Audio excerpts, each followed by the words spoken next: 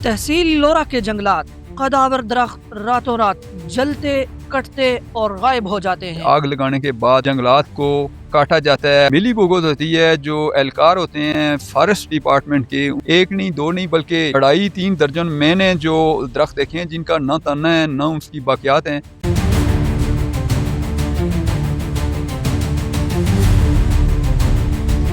जिला एबटाबाद की तहसील लोरा अपनी मिसाल आप है, जिसका जोग्राफियाई महल्ले वकू इससे एक जन्नत नज़ीर टुकड़ा बनाता है। मगर ठहरिए, बदकिस्मती से इसी जन्नत के टुकड़े को अब कुछ ज़मीर फरोशों की नज़र लग चुकी है। मुसद्दका इत्तलाआत के मुताबिक इन जंगलात का कुदरती हुस्न अब महकमा फॉरेस्ट के एहलकारों और टिम्बर माफिया के गठजोड़ की भेंट चढ़ रहा है। ये कोई इत्तफाक नहीं बल्कि ये एक सोची समझी और खुद साख्ता वारदात है जिसने पूरे निजाम को हिला कर रख दिया है। पहले जंगलात को मसनूई आग की लपेट में लाया जाता है और जब शोले सब कुछ खाकस्तर कर देते हैं तो इनकी आड़ में कीमती खड़े दरख्तों का सौदा कर दिया जाता है। जराये के मुताबिक रात की तारीकी में चाइना कटर से इन दरख्तों को बेरहमी से काटा जाता है। इन कदावर दरख्तों को पहले अंदर से खोखला किया जाता है ताकि वो सूख जाएं। फिर रातों रात लकड़ी को काट कर स्मगल किया जाता है। ये सरसब्ज और शादाब इलाका अब लुटेरों और स्मगलरों की भेंट चढ़ चुका है, जबकि जिम्मेदारान मुबय्यना तौर पर सिर्फ अपनी दिहाड़ियां लगाने में मसरूफ हैं। असल पाकिस्तान मीडिया की तहकीकात के दौरान होशरुबा मनाजिर सामने आए हैं। चनाली माड़ी लिंक सड़क पर जहां कभी चीड़ के कदावर दरख्त पहरा देते थे, आज वहां सिर्फ कटे हुए दरख्त बिखरे पड़े हैं। 2 दर्जन से जायद कटे हुए दरख्तों की फुटेज इस जुर्म का मुंह बोलता सबूत है। ना तो ये लकड़ी सरकारी रिकॉर्ड में आई और ना ही इसके पैसे कौमी खजाने में जमा हो सके। मुबय्यना ज़राए के मुताबिक फॉरेस्ट अफसरान अब सिर्फ मुखबरों के सहारे निजाम चलाकर आला हुकाम को सब ओके की झूठी रिपोर्टें थमा रहे हैं। क्या तहसील लोरा का ये सरसब्ज और शादाब इलाका इसी तरह लुटेरों और स्मगलर्स के हाथों लुटता रहेगा, या लोरा का हुस्न सिर्फ तारीख के भयानक हुरूफ में रह जाएगा? इस वक्त मैं मौजूद हूँ तहसील लोरा के खूबसूरत तरीन hill station Chenali forest hill station पर, जहाँ पर मेरे साथ मौजूद हैं तहसील प्रेस क्लब लोरा के जनरल सेक्रेटरी और Pakistan media journalist association Abbottabad Lora के ऑर्गेनाइज़र सलीम अख्तर। इनसे बात करेंगे क्योंकि यहाँ के मकामी बाशिंदे हैं और जो जंगलात का कटाव है इसके हवाले से जानने की कोशिश करेंगे। जैसा कि आज हमने यहाँ पर विज़िट किया, यहाँ पर दर्जनों नहीं बल्कि सैकड़ों दरख्त कटे पड़े हैं, जले पड़े हैं, पूरा का पूरा जंगल जला हुआ है। तो आप क्या समझते हैं, क्योंकि केपी के गवर्नमेंट का एक स्लोगन था ग्रीन एंड क्लीन पाकिस्तान और शजरकारी मुहिम, तो हम इस वक्त केपीके में खड़े हैं, तो आप क्या समझते हैं इसके पीछे असल हकाइक क्या है? शुक्रिया। वैसे इंतहाई काबिल अफसोस ये अमर है जो आज हमें देखने को मिला है। केपीके का जो स्लोगन था वो जो मौजूदा हुकूमत है उसके जो बानी हैं उनका ये कहना था ग्रीन केपीके के स्लोगन को हमने अमली जामा पहनाना है। जो आज सूरत हाल हमने देखी है वो उस नारे के बहुत बरख नज़र आई है।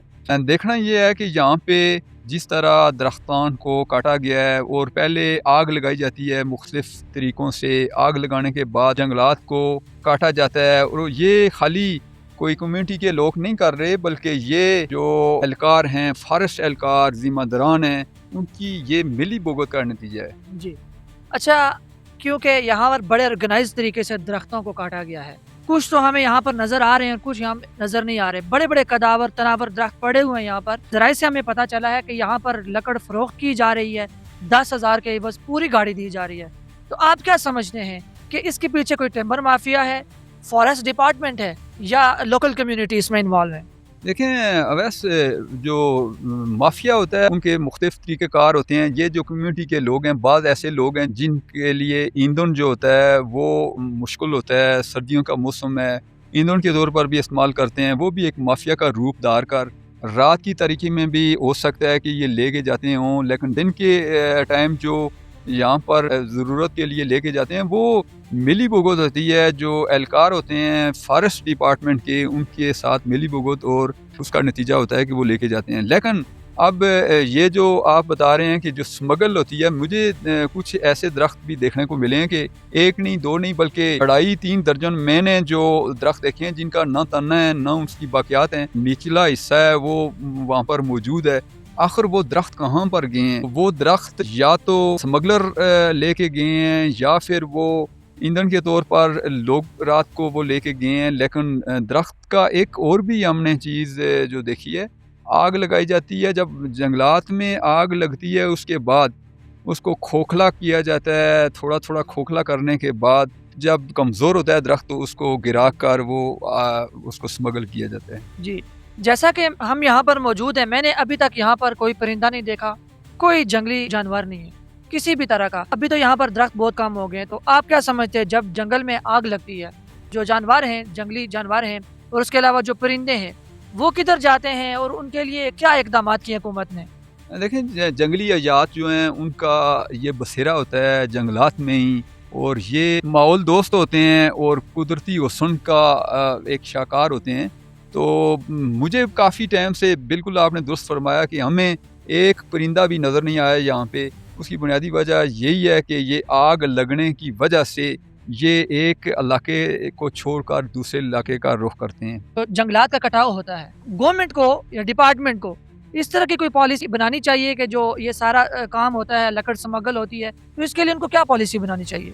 دیکھیں گورنمنٹ کو چاہیے کہ وہ ایسے غیر ذمہ دار اہلکار ہوتے ہیں یا ان کے افسران ہوتے ہیں، وہ بھاری معاوضے عوام کے ٹیکسز سے لیتے ہیں، تو ان کو اپنی ذمہ داری نبھانی چاہیے. دنیا میں جو کلائمیٹ چینج کی باتیں کی جا رہی ہیں کہ اس کو کس طرح ہم نے اس کا سامنا کرنا ہے، کس طرح اس کا مقابلہ کرنا ہے، تو وہ دنیا تو اپنی ایک سوچ رکھتی ہے، لیکن ہمارا جو یہ سرسبز خطہ ہے، علاقہ ہے، اس کے اندر ایک بھاری معاوضے تنخواہوں کی مد میں لیے جا رہے ہیں، اور وہ غیر ذمہ داری کے مرتکب ہونے والے جو اہلکار ہیں ان کے لیے فوری طور پر علاقہ بدری اور سزا جزا کا اگر تعین ہو تو یقیناً اس کی روک تھام میں کافی حد تک کمی آ سکتی ہے. ساتھ میں ایک چیز آپ کو یہ بھی بتانا چاہوں کہ جو ہماری منسٹری ہے KPK کے اندر جنگلات کی، ان کو ایسی پالیسیاں مرتب کرنی چاہیے